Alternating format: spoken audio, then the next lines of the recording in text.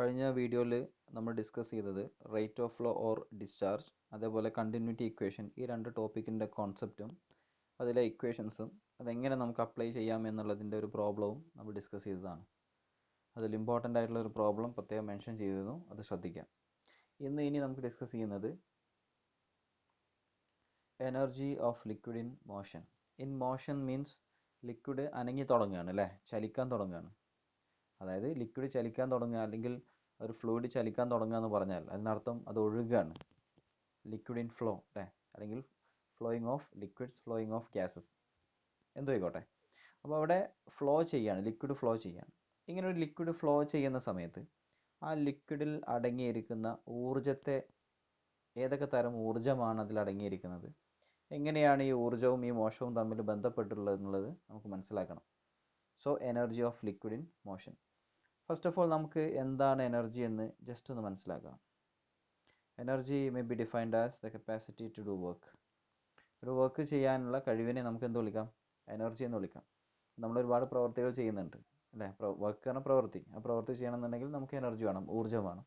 So ഊർജ്ജം ഉണ്ടെങ്കിൽ മാത്രമേ ഒരു പ്രവൃത്തി ചെയ്യാൻ നമുക്ക് സാധിക്കുള്ളൂ.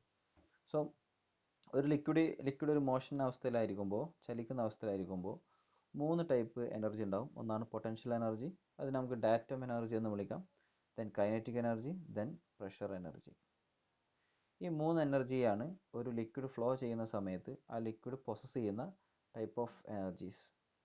അതിൽ ഒന്നാമത്തെ എനർജി നമുക്കറിയാം, പൊട്ടൻഷ്യൽ എനർജി. പൊട്ടൻഷ്യൽ എനർജി എന്ന് പറഞ്ഞാൽ ആ ലിക്വിഡിൻ്റെ ഹൈറ്റ് മൂലമുണ്ടാകുന്ന, ഡെപ്ത് മൂലമുണ്ടാകുന്ന എനർജിയാണ് പൊട്ടൻഷ്യൽ എനർജി. കൈനറ്റിക് എനർജി എന്ന് പറഞ്ഞാൽ ആ ലിക്വിഡ് ഒഴുകുന്ന സമയത്ത് അതിൻ്റെ ആ ഒരു ചലനാവസ്ഥ കൊണ്ട്, അല്ലെങ്കിൽ ആ സ്റ്റേറ്റ് ഓഫ് മോഷൻ മൂലമുണ്ടാകുന്ന എനർജിയെ നമുക്ക് കൈനറ്റിക് എനർജി എന്ന് വിളിക്കാം. പ്രഷർ എനർജിയാണ് ഒബ്വിയസ്ലി നമുക്ക് മനസ്സിലാവും. ആ ഒരു ലിക്വിഡിൻ്റെ പ്രഷർ മൂലമുണ്ടാകുന്ന എനർജിയെ നമുക്ക് എന്ത് വിളിക്കാം? പ്രഷർ എനർജി എന്ന് വിളിക്കാം. അതിൽ ഞാനൊരു എക്സാമ്പിൾ നമുക്ക് നോക്കാം. അവിടെ ഇപ്പോഴത്തെ ഇങ്ങനൊരു പൈപ്പാണ്, പൈപ്പ് ഇവിടെ വരക്കാം. ഇങ്ങനെ ഒരു പൈപ്പാണ്. ഈ പൈപ്പ് ഇവിടെ ഇങ്ങനെ ബെൻഡായി മുകളിലേക്ക് പോവാണ്. ഓക്കെ, ഇതാണ് നമ്മൾ ഫ്ലോറ്. ഇതാണ് ഫ്ലോറ്. ഈ ഭാഗത്ത് ഹൈറ്റ് കുറവാണ്, പക്ഷേ ഈ ഭാഗത്ത് ഹൈറ്റ് കൂടുതലാണ്. അതായത് ഈ ഭാഗത്തെ പൊട്ടൻഷ്യൽ എനർജി കുറവാണ്, ഈ ഭാഗത്തെ പൊട്ടൻഷ്യൽ എനർജി കൂടുതലാണ്. എന്താ കാരണം? പൊട്ടൻഷ്യൽ എനർജി എന്ന് പറഞ്ഞാൽ ലിക്വിഡ് ഫ്ലോ ചെയ്യുന്ന ആ ഹൈറ്റിനെ ഡിപ്പെൻഡ് ചെയ്തിട്ടുള്ള എനർജിയാണ് ആക്ച്വലി എന്ത്? Potential energy. കൈനറ്റിക് എനർജി നമുക്കറിയാം. കൈനറ്റിക് എനർജി ഒരു എക്സാമ്പിൾ പറയുകയാണെങ്കിൽ, ഇപ്പോൾ ഒരു ഡാമിൽ നിന്ന് കുത്തിയൊലിച്ച് വരുന്ന വെള്ളം, അല്ലേ, മുല്ലപ്പെരിയാർ ഡാം പൊട്ടിക്കഴിഞ്ഞാൽ എറണാകുളം ജില്ല പോകും നമ്മൾ പറയാറുണ്ട്. അതെന്തുകൊണ്ടാണ്? അതിൻ്റെ ഒരു കൈനറ്റിക് എനർജി കൊണ്ടാണ്. അതിങ്ങനെ കുത്തിയൊലിച്ച് വരിക എന്ന് മീൻസ് എന്താ? അത് മോഷനാണ്, സഞ്ചരിച്ചു കൊണ്ടിരിക്കുകയാണ്.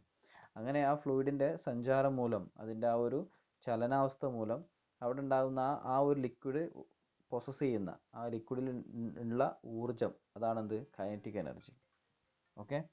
ദെൻ പ്രഷർ എനർജി നമുക്കറിയാം, ആ ഒരു ലിക്വിഡിൻ്റെ പ്രഷർ മൂലം ഉണ്ടാകുന്ന എനർജി പ്രഷർ എനർജി. ഇത്രയും മനസ്സിലായി ഞാൻ വിചാരിക്കുകയാണ്. ഇങ്ങനെ ഒരു മോഷൻ സ്റ്റേറ്റ് ഓഫ് മോഷനിലുള്ള ഒരു ലിക്വിഡിൽ പൊസസ് ചെയ്യുന്ന എനർജീസിനെ സംബന്ധിച്ചുള്ള ഒരു പ്രാക്ടിക്കൽ വ്യൂ, അല്ലെങ്കിൽ ഒരു ബെസ്റ്റ് മീനിങ് തരുന്ന ഒരു തിയറമാണ് ബെർണോളിസ് തിയറം. ബെർണോളിസ് എന്നുള്ള ഒരു സയൻറ്റിസ്റ്റാണ്. ഈ ബെർണോളിസ് കണ്ടുപിടിച്ച ഒരു തിയറത്തിൻ്റെ അടിസ്ഥാനത്തിൽ മോഷനിലുള്ള, അല്ലെ, ഇൻ മോഷൻ, ചലനാവസ്ഥയിലുള്ള ലിക്വിഡിലെ എനർജികളെ പറ്റി അവരെ ബന്ധങ്ങളെ പറ്റി നമുക്കൊന്ന് മനസ്സിലാക്കാം. അപ്പോൾ അതിൽ നമുക്ക് തുടങ്ങാം. This theorem is a form of the well known principle of conservation of energy. Conservation of energy എന്ന് പറഞ്ഞാൽ എനർജി അവിടെ കോൺസ്റ്റൻ്റ് ആയിരിക്കും. പറഞ്ഞുതരാം എന്താണെന്നുള്ളത്. The theorem is state as follows. ശ്രദ്ധിക്കണം, in a steady continuous flow of frictionless incompressible fluid, the sum of potential head, pressure head and kinetic head is same at all points. എന്താ പറഞ്ഞത്? ഒരു steady continuous flow, friction ഇല്ലാത്ത incompressible ഫ്ലൂയിഡിൽ potential ഹെഡും pressure ഹെഡും kinetic ഹെഡും sum ചെയ്ത് കഴിഞ്ഞാൽ എല്ലാ ഭാഗത്തും എന്തായിരിക്കും? സെയിം ആയിരിക്കും. Sum of potential head, pressure head and kinetic head is the same at all points. എല്ലാ പോയിന്റ്സിലും എന്തായിരിക്കും? ഈ പ്രഷർ ഹെഡും കൈനറ്റിക് ഹെഡും അതേപോലെ തന്നെ പൊട്ടൻഷ്യൽ ഹെഡും തമ്മിൽ സം ചെയ്ത് കഴിഞ്ഞാൽ എല്ലാ ഭാഗത്തും സെയിം ആയിരിക്കും. സ്വാഭാവികമായിട്ടും അതിൽ ചെറിയൊരു സംശയം വരും, നമുക്കത് മനസ്സിലാക്കാം. അപ്പോൾ നമ്മൾ ഈ പറഞ്ഞ കാര്യം, ഇപ്പം മുകളിൽ നമ്മൾ മെൻഷൻ ചെയ്ത ഈ ഒരു കാര്യം, ഇത്രയും പറഞ്ഞ ഈ ഡെഫിനിഷനാണ് ഇവിടെ താഴെ കൊടുത്തുള്ളത്. ഇവിടെ ഈ പി ബൈ റോ ജി എന്നുള്ളത്, പി എന്ന് പറഞ്ഞാൽ പ്രഷറാണ്, പി ബൈ റോ ജി എന്നുള്ളത് പ്രഷർ ഹെഡാണ്, വി സ്ക്വയർ ബൈ 2g എന്നുള്ളത് കൈനറ്റിക് ഹെഡാണ്, സെഡ് എന്നുള്ളത് പൊട്ടൻഷ്യൽ ഹെഡാണ്. ഇത് മൂന്നും സം ചെയ്ത് കഴിഞ്ഞാൽ എന്താ ലഭിക്കുക? നമുക്ക് കോൺസ്റ്റന്റ് വാല്യൂ ആയിരിക്കും ലഭിക്കുക. അതായത് നമ്മളിവിടെ നേരത്തെ പറഞ്ഞിട്ടുണ്ട്, it same at all points. Same at all points എന്ന് പറഞ്ഞാൽ എന്താ? അത് മാറൂല, അത് കോൺസ്റ്റന്റ് ആയിരിക്കും. ഓക്കെ, അപ്പോൾ നമുക്ക് ഈ മുകളിൽ കാണിച്ചിട്ടുള്ള ഈ ഒരു ഡെഫിനിഷൻ നമുക്ക് മാത്തമാറ്റിക്കലി എങ്ങനെ റെപ്രസെന്റ് ചെയ്യാം? ഈ രൂപത്തിൽ റെപ്രസെന്റ് ചെയ്യാം. 2 മാർക്കിനൊക്കെ അല്ലെങ്കിൽ 4 മാർക്കിനൊക്കെ 6 മാർക്കിനൊക്കെ ചോദിക്കാറുണ്ട് ബെർണോളിസ് തിയറം സ്റ്റേറ്റ് ചെയ്യാൻ പറഞ്ഞിട്ട്. സോ ബെർണോളിസ് തിയറത്തിന്റെ സ്റ്റേറ്റ്മെന്റ് കൃത്യമായിട്ട് മനസ്സിലാക്കുക, അത് മാത്തമാറ്റിക്കലി എങ്ങനെ റെപ്രസെന്റ് ചെയ്യുന്നു എന്നുള്ളതും മനസ്സിലാക്കുക. ഈ ബെർണോളിസ് തിയറത്തിൽ നമ്മൾ ആദ്യം പറഞ്ഞൊരു ഫ്ലൂയിഡ് ഒഴുകുന്ന സമയത്ത് ആ ഫ്ലൂയിഡിൽ 3 തരം എനർജി ഉള്ളത്. ഒന്ന് പൊട്ടൻഷ്യൽ എനർജി, ഒന്ന് കൈനറ്റിക് എനർജി, ഒന്ന് പ്രഷർ എനർജി. പക്ഷേ ഇവിടെ പിന്നെ ഞാൻ വേറെ കാര്യം കൂടെ പറഞ്ഞു, ഈ മോഷനിലുള്ള ലിക്വിഡ്സിൽ വരുന്ന എനർജിയെ കൈകാര്യം ചെയ്യുന്ന ഒരു തിയറം എന്ന് പറഞ്ഞാൽ അത് ബെർണോളിസ് തിയറം എന്നും പറഞ്ഞു. പക്ഷെ അങ്ങനെയൊക്കെ പറഞ്ഞിട്ടും ഇവിടെ നമ്മുടെ ഈ ബെർണോളിസ് തിയറത്തിന്റെ ഡെഫിനേഷനിൽ യൂസ് ചെയ്യുന്നത് പൊട്ടൻഷ്യൽ എനർജി എന്നല്ല, പൊട്ടൻഷ്യൽ ഹെഡ് എന്നാണ്. അതേപോലെ പ്രഷർ എനർജി എന്നല്ല, പ്രഷർ ഹെഡ് എന്നാണ്. അതേപോലെ തന്നെ കൈനറ്റിക് എനർജി എന്നല്ല, കൈനറ്റിക് ഹെഡ് എന്നുള്ള വാക്കാണ് ഉപയോഗിക്കുന്നത്. ഈ കൈനറ്റിക് ഹെഡ് എന്ന് പറഞ്ഞാലും പ്രഷർ ഹെഡ് എന്ന് പറഞ്ഞാലും പൊട്ടൻഷ്യൽ ഹെഡ് എന്ന് പറഞ്ഞാലും ഒക്കെ എനർജി തന്നെയാണ്. പക്ഷെ എന്തുകൊണ്ട് ഹെഡ് എന്ന് വരുന്നു എന്ന് പറഞ്ഞാൽ, ആക്ച്വലി പൊട്ടൻഷ്യൽ എനർജി എന്ന് പറഞ്ഞാൽ ഒരു ന്യൂട്ടൺ ഫ്ലൂയിഡ്, നമുക്ക് യൂണിറ്റ് വെയിറ്റ് എന്ന് പറയാം. ഓക്കെ, നമുക്കറിയാം വെയിറ്റിനെ സൂചിപ്പിക്കുന്ന യൂണിറ്റ് എന്താ? ന്യൂട്ടൺ ആണ്. അത് 5 ന്യൂട്ടൺ ഉണ്ടാവും, 10 ന്യൂട്ടൺ ഉണ്ടാവും, 20 ന്യൂട്ടൺ ഒക്കെ ഉണ്ടാവും. ഇപ്പോൾ ഉദാഹരണം ഒരു വെള്ളം എടുത്തു, ആ വെള്ളം നമ്മൾ തൂക്കി നോക്കിയാൽ അതൊരു 5 ന്യൂട്ടൺ വെള്ളം ഉണ്ട് വിചാരിച്ചു. ആ 5 ന്യൂട്ടൺ വെള്ളത്തിൽ ആ വെള്ളം ഒഴുകുകയാണെങ്കിൽ അതിലുണ്ടാകുന്ന എനർജി, അതിൻ്റെ ഒരു ഹൈറ്റ് മൂലം ഉണ്ടാകുന്ന എനർജിയാണ് പൊട്ടൻഷ്യൽ എനർജി. ഓക്കെ, ആ പൊട്ടൻഷ്യൽ എനർജി നമ്മളിതിൽ 5 ന്യൂട്ടൺ ഉള്ളത്. പക്ഷെ നമ്മൾ 5 ന്യൂട്ടൺ അല്ല ഉദ്ദേശിക്കുന്നത്, 1 ന്യൂട്ടൺ വെള്ളം. ഓക്കെ, 1 ന്യൂട്ടൺ വെള്ളം ഒരു ലിക്വിഡാണ്. അപ്പോൾ നമുക്ക് ജനറലി എങ്ങനെ സംസാരിക്കാം? 1 ന്യൂട്ടൺ ലിക്വിഡിൽ അടങ്ങിയിരിക്കുന്ന പൊട്ടൻഷ്യൽ എനർജിയെ നമുക്ക് എന്ത് വിളിക്കാം? അല്ലെങ്കിൽ പ്രഷർ എനർജിയെ നമുക്ക് എന്ത് വിളിക്കാം? പ്രഷർ ഹെഡ് എന്ന് വിളിക്കാം. ഓക്കെ, മനസ്സിലായല്ലോ? ഇതാ ഈ പി ബൈ റോ ജി എന്ന് പറഞ്ഞാൽ എന്താ? Pressure energy per unit weight. ഒരു ന്യൂട്ടൺ വെയിറ്റിനെ സൂചിപ്പിക്കുന്ന യൂണിറ്റ് എന്താ? ന്യൂട്ടൺ ആണ്. സോ ഒരു ന്യൂട്ടൺ, 2 ന്യൂട്ടണോ 3 ന്യൂട്ടൺ അല്ല, 1 ന്യൂട്ടണിൽ അടങ്ങിയിരിക്കുന്ന പ്രഷർ എനർജിയെ നമുക്ക് എന്ത് വിളിക്കാം? പ്രഷർ ഹെഡ് എന്ന് വിളിക്കാം. അപ്പോൾ സ്വാഭാവികമായും കൈനറ്റിക് ഹെഡ് എന്തായിരിക്കും? ഒരു യൂണിറ്റ് വെയിറ്റിലുള്ള കൈനറ്റിക് എനർജിയെ നമുക്ക് എന്ത് വിളിക്കാം? കൈനറ്റിക് ഹെഡ് എന്ന് വിളിക്കാം, അല്ലേ? അതേപോലെ നമുക്ക് പൊട്ടൻഷ്യൽ എനർജി എന്ന് ഇത് കൈനറ്റിക് എനർജിയാണ്. പൊട്ടൻഷ്യൽ എനർജി പറഞ്ഞാൽ എന്താ? ഒരു യൂണിറ്റ് വെയിറ്റുള്ള ലിക്വിഡിൽ അല്ലെങ്കിൽ ഫ്ലൂയിഡിലുള്ള പൊട്ടൻഷ്യൽ എനർജിയെ നമുക്ക് എന്ത് വിളിക്കാം? പൊട്ടൻഷ്യൽ ഹെഡ് എന്ന് വിളിക്കാം. ഓക്കെ, ഈ പൊട്ടൻഷ്യൽ ഹെഡ് എന്ന് പറഞ്ഞാലും കൈനറ്റിക് ഹെഡ് എന്ന് പറഞ്ഞാലും പ്രഷർ ഹെഡ് എന്ന് പറഞ്ഞാലും എനർജി തന്നെയാണ്. പക്ഷെ എന്താ അവിടുത്തെ ആ ഒരു കൃത്യമായിട്ടുള്ള മീനിങ് എന്താ? ഹെഡിന്റെ മീനിങ് എന്താ? 1 ന്യൂട്ടൺ അല്ലെങ്കിൽ ഒരു യൂണിറ്റ് വെയിറ്റ് ലിക്വിഡിൽ അടങ്ങിയിരിക്കുന്ന പ്രഷർ എനർജിയെ നമുക്ക് പ്രഷർ ഹെഡ് എന്ന് വിളിക്കാം. 1 യൂണിറ്റ് ലിക്വിഡിൽ അടങ്ങിയിരിക്കുന്ന കൈനറ്റിക് എനർജിയെ നമുക്ക് കൈനറ്റിക് ഹെഡ് എന്ന് വിളിക്കാം. 1 യൂണിറ്റ് ലിക്വിഡിൽ അടങ്ങിയിരിക്കുന്ന പൊട്ടൻഷ്യൽ എനർജിയെ നമുക്ക് പൊട്ടൻഷ്യൽ ഹെഡ് എന്ന് വിളിക്കാം. സോ ഹെഡ് എന്ന് പറഞ്ഞാൽ ഹെഡിന്റെ യൂണിറ്റ് എപ്പോഴും മീറ്റർ ആയിരിക്കും. ഓക്കെ, പൊട്ടൻഷ്യൽ ഹെഡ് എന്തായിരിക്കും? മീറ്റർ ആയിരിക്കും. മനസ്സിലാക്കി വെക്കുക. ഇനി ഇവിടെ വേറൊരു കാര്യമുണ്ട്, ഞാൻ നേരത്തെ പറഞ്ഞു ഈസ് എ കോൺസ്റ്റന്റ്, അല്ലേ? ഇങ്ങനെ ഒരു ഭാഗമുണ്ട്, ഈസ് എ കോൺസ്റ്റന്റ്, അതായത് എല്ലാ ഭാഗത്തും എന്തായിരിക്കും? സെയിം വാല്യൂ ആയിരിക്കും എന്നുള്ളത്. അത് നമുക്ക് എങ്ങനെയും കൂടെ എഴുതാം, ഈ രൂപത്തിൽ എഴുതാം. എന്തിൻ്റെ അർത്ഥം? ഇവിടെ നോക്ക്, ഇവിടെ P1 V1 Z1 എന്നാ, ഇവിടെ P2 V2 Z2 എന്നാ. ഇതിൻ്റെ അർത്ഥം എന്താ? ഒന്നാമത്തെ ഒരു പൈപ്പിന് 2 സെക്ഷൻ എടുത്തു. ഞാൻ ഇവിടെ ഒരു പൈപ്പ് വരക്കാം, അപ്പോൾ മനസ്സിലാവും. ഞാൻ ഇവിടെ ഒരു പൈപ്പ് വരച്ചു. ഓക്കെ, ഇവിടെ ഇങ്ങനെ പൈപ്പ് വരക്കാണ്. ഇത് സെക്ഷൻ 2, ഇത് സെക്ഷൻ 1 ഫോർ എക്സാമ്പിൾ. അല്ലെങ്കിൽ ഇവിടെ 2 കൊടുത്തു, ഇവിടെ 3 ഒക്കെ കൊടുക്കാം, അത് നിങ്ങളുടെ ഇഷ്ടമാണ്. പക്ഷെ ഞാൻ എന്ത് ചെയ്യാണ്? 2 സെക്ഷനെ കൊടുക്കുള്ളൂ, സെക്ഷൻ 1ഉം സെക്ഷൻ 2ഉം. അപ്പോൾ ഇതിൻ്റെ മീനിങ്, ഇങ്ങനെ എഴുതിയാലുള്ള മീനിങ് എന്താ? ബെർണോളിസ് തിയറം എന്താ പറയുന്നത്? ഇവിടുത്തെ എനർജികൾ മുഴുവൻ കൂട്ടിയാൽ എന്ത് വാല്യൂ ആണ് കിട്ടുക, അത് തന്നെ ആയിരിക്കും എവിടെ ഉണ്ടാവുക? ഇവിടെ ഉണ്ടാവുക.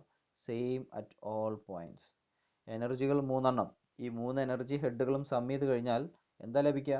എല്ലാ പോയിന്റിലെയും എനർജികൾ തമ്മിൽ കൂട്ടിക്കഴിഞ്ഞാൽ ഒരു സെയിം വാല്യൂ ആയിരിക്കും ലഭിക്കുക. അതിന് നമുക്ക് കോൺസ്റ്റന്റ് എന്ന് പറയാം. അപ്പോൾ അതുകൊണ്ട് ഇവിടുത്തെ ടോട്ടൽ എനർജി എന്തായിരിക്കും, അതേ ഈസ് ഈക്വൽ ടു ഇവിടുത്തെ ടോട്ടൽ എനർജി ആയിരിക്കും. അതുകൊണ്ടാണ് ഇവിടെ എന്ത് വരുന്നത്, ഈക്വൽ എന്ന് വരുന്നത്. മനസ്സിലാവുന്നുണ്ടോ?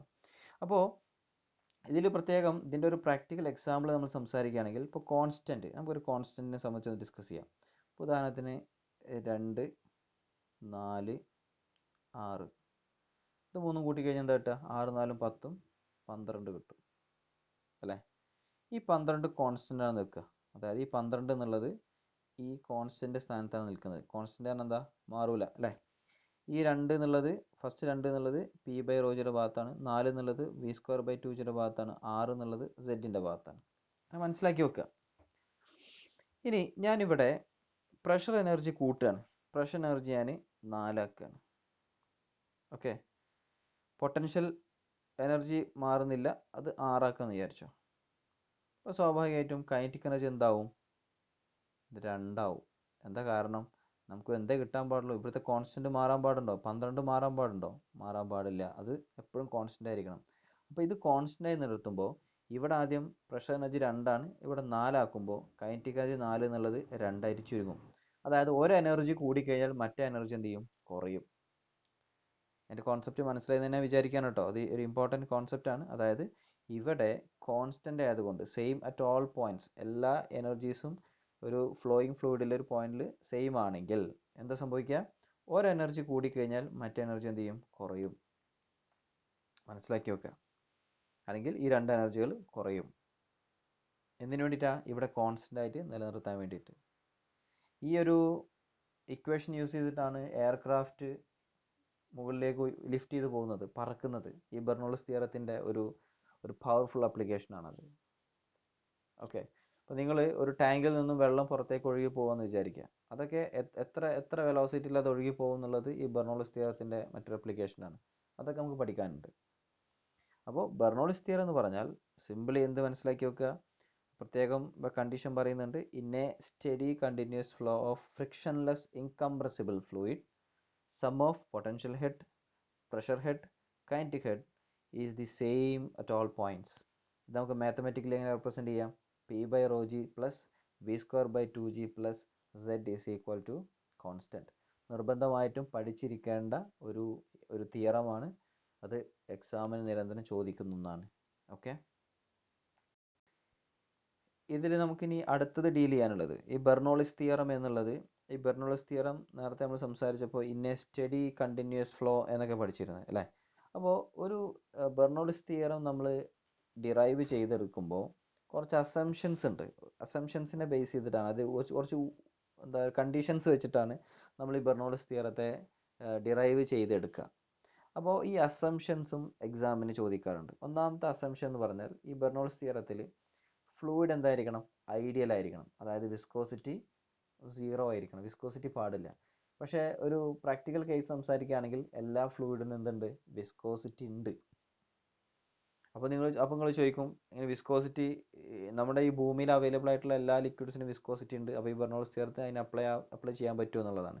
മനസ്സിലാക്കി വെക്കുക, ഈ തിയറം ഡിറൈവ് എടുക്കാൻ വേണ്ടി നമ്മൾ വിചാരിക്കുകയാണ് ഈ ലിക്വിഡ് എന്തല്ല, അല്ലെങ്കിൽ ഈ ഫ്ലൂയിഡ് എന്തല്ല, വിസ്കോസിറ്റി ഇല്ലാത്ത ഫ്ലൂയിഡാണെന്ന് നമ്മൾ വിചാരിക്കുകയാണ്.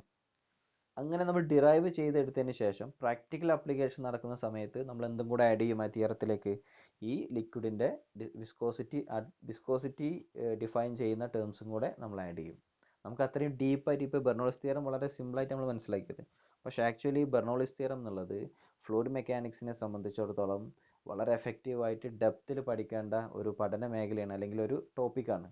നമ്മളതിൻ്റെ പുറം ഭാഗത്തു കൂടെ മാത്രമേ ആസ് എ ഒരു ഡിപ്ലോമ പഠിക്കുന്ന ഒരു വിദ്യാർത്ഥി എന്ന രീതിയിൽ നമുക്കതിൻ്റെ ചുറ്റുപാടത്തു കൂടെ മാത്രമേ പോകാനുള്ളൂ.